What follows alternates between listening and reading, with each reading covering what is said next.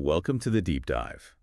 So today we're opening up some sources that really focus on one specific moment, February 16th, 1975, Tarrytown, New York. That's right. We've got an address given there by Reverend Sun Myung Moon, and, well, our job today is to dig into it. Exactly. We need to unpack the theology behind it, the immediate timeline they set out, and this just huge global strategy, all from this one speech. It's quite a source. It's like a mission statement, but more intense. It's doctrine, it's prophecy, and it's very much a practical blueprint for mobilization right now. You really get the sense of high stakes. Like this was the critical moment for them up to that point. Absolutely. And he sets that tone straight away, doesn't he? Mixing this grand theology with, well, pretty demanding personal sacrifice. Yeah, telling members, my life is bumpy, and what makes it more difficult is that you must follow me. It's quite direct. It is. Captures that mix of, spiritual authority and real human demand. And what struck me right at the start was that little comment he made. Oh. He'd just come back from this intense trip, Korea and Japan. Must have been exhausting. And he tells the members waiting for him, I feel very sorry. I did not miss you. Wow, that's blunt. Isn't it? It just shows how totally consumed he was by the mission. Like, personal feelings were just secondary. Okay, that definitely sets a tone of absolute commitment. So let's get into the core of it. The theology driving all this urgency. Right. The starting point is, well, pretty absolute. God's will is eternal, unchanging, and fundamentally, it cannot fail. So the original plan, the kingdom of God through Adam and Eve, that has to be achieved, no matter what. Exactly. And that's why they talk about this lineage of restoration. It's like history is seen as this path towards fulfilling that original goal, but it's been interrupted. Paved by predecessors, right? They mentioned Jacob, Moses. Yeah, Jacob at the family level, Moses for the tribe, then Jesus and John the Baptist, who were supposed to build the national foundation. It's framing it as, look, this isn't new. We're just the latest crucial stage in this really long process. Yeah, precisely. But the real hinge, for this speech anyway, is about Jesus, the second Adam. What he did, and maybe more importantly, what he didn't do. Okay, so the teaching here is that Jesus accomplished the spiritual side of salvation.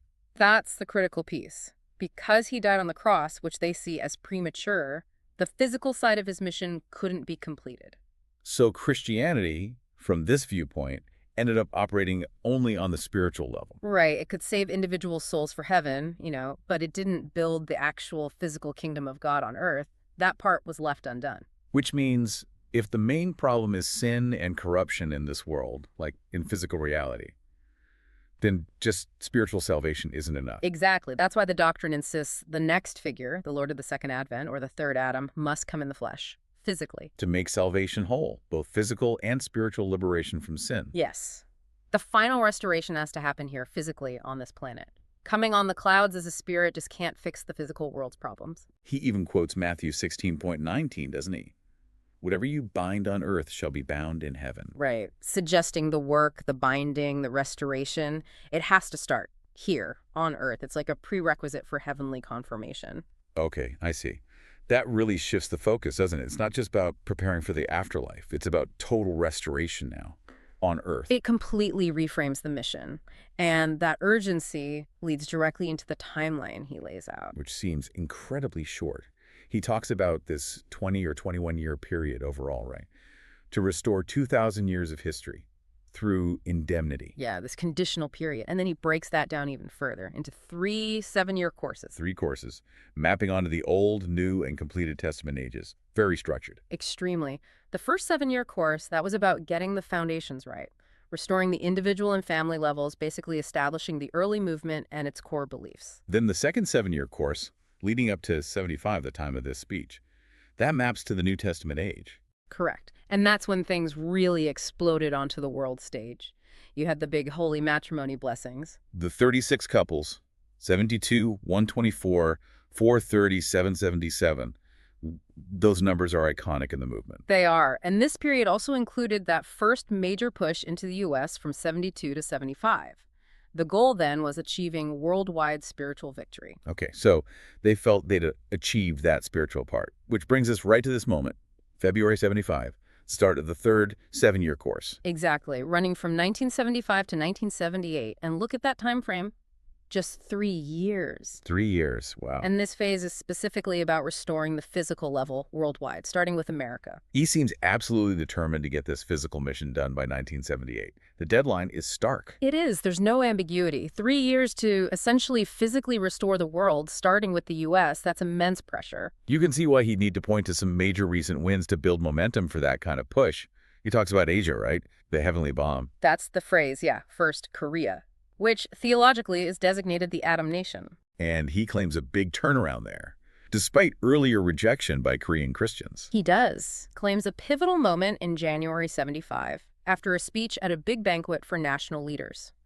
The source says it led to an overnight shift, people calling him a hero of the world. Whether that's objective or not, it's the narrative being presented. And then the mass wedding. Right after. 891 couples matched and blessed in just 8.5 hours. That's logistically mind-boggling. It really is. It suggests, incredible organization, first off, but also that the groundwork, the committed members were already there to make that speed even possible. It sends a message.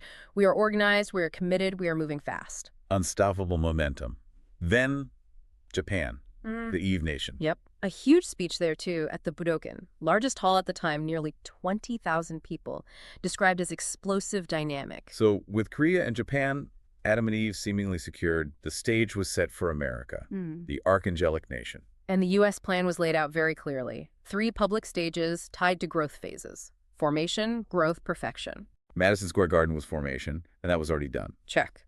Yankee Stadium was next, for the growth stage, planned for the following year. And the grand finale, perfection stage, was the Washington Monument Conference. That was the pinnacle event planned for the U.S. campaign. And the goal of this whole American campaign, it wasn't just about holding rallies. It was, well, pretty audacious, inheriting Christianity. That's the strategic aim, yeah. He talks about the older generation of Christians having fading faith, compares them to the Israelites who died in the wilderness. So the focus shifts to their children. Exactly. Their youth are seen as the key, the second generation of Israelites.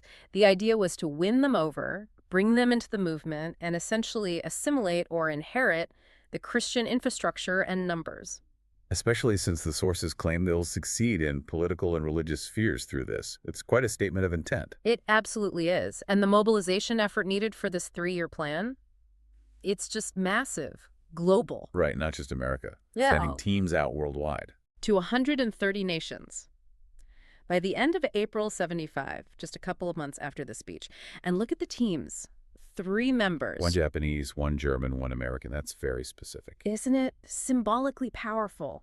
You've got the reps from the Adam, Eve, and Archangel nations, often former WWII adversaries, now united. It screams global unity, overcoming past conflicts. And this huge global push needed funding, which brings us back to America's role. Explicitly financial. Americans, seen as materially blessed, had an ultimate and absolute mission to fund the global work, support the missionaries. And it wasn't just a suggestion. There was a warning attached. A serious one. Failure to use their money for the mission could lead to perdition or a curse. It makes financial contribution a core spiritual duty tied directly to the success of this physical restoration. But the organization wasn't just missionaries and money. The blueprint includes building actual institutions, right? To gain influence. Oh yeah, very sophisticated plans. Expanding their UN campaign, actively working with senators and congressmen, establishing a university. And the newspaper and the bank really stand out. They do. They already had the World Daily in Japan. The plan was a bigger, better international paper based in America. And the efficiency is striking. How so? The missionaries being sent out to those 130 nations, they double as reporters. Foreign correspondents feeding news back to this central paper. So the paper becomes this integrated intelligence network and communication channel, built right into the missionary structure. Pretty much. Ensures the message gets out, shaped by those doing the work on the ground, and then the bank. To handle the money from all the trade agencies they were setting up. Exactly. Managing international currency flow from businesses in potentially dozens of countries, that's complex. An international bank, that's moving way beyond just being a religious group. That's building serious economic infrastructure. Power. It's what you'd arguably need for a mission described as total physical restoration. And this is where it gets quite pointed, politically. Regarding U.S. leaders. Yeah. He reports meeting senators, congressmen, officials. His conclusion: None were true patriots thinking long-term for the nation or the world. So the decision was, Basically, we can't rely on them, we'll proceed without their help. Focus instead on training the youth to be the vanguards, the soldiers of the movement, bypassing the established political system. which brings us back to that intense focus on the youth and the sheer urgency. Relentless. He calls 75 to 78 the most critical years. Flat out says if the U.S. mission fails, America is doomed, it will perish. And the demographics fit that urgency. Average age, 20, 25. They are the engine. They're positioned as the force destined to win out over what he saw as collapsing ideologies, democracy, and communism. Which leads to that really powerful, maybe disturbing metaphor, the bullet. Yes, members have to unite, become like a single bullet designed to explode among the people. Total unity, total sacrifice. He's fighting the satanic world, giving everything. And then he quantifies it, which is chilling. The 36 million figure. Yeah. He presents this calculation. 36 million people die every year, destined to hell, without the movement's message. So the mission becomes saving 36 million spiritual lives annually. That puts unbelievable pressure on every single day, every single action. No moment to lose, as the source says. It turns theology into like a daily performance target. The scale of the task dictates the intensity. So looking back at this whole 1975 address, it's just vast. The vision isn't just global, it's cosmic restoration, even impacting the spirit world. It really is a remarkable blueprint, more than just a speech. It shows you exactly how this one core theological goal, physical salvation on earth, got translated into this incredibly detailed, highly structured, globally ambitious plan. With a very, very tight deadline, just 3 years, 75 to 78. That pressure is constant. And what really lingers is the implication for the individual member. When do they get to rest? Right, the final challenge he gives them. It's absolute struggle, sacrifice, because your Sabbath, your rest, only comes after the whole world is saved. Which implies the fight is basically endless until total victory. It does. It implies a state of constant mobilization, constant effort. You have to wonder, what kind of life does that demand? What level of sustained commitment does that require from a person? It's quite something to think about.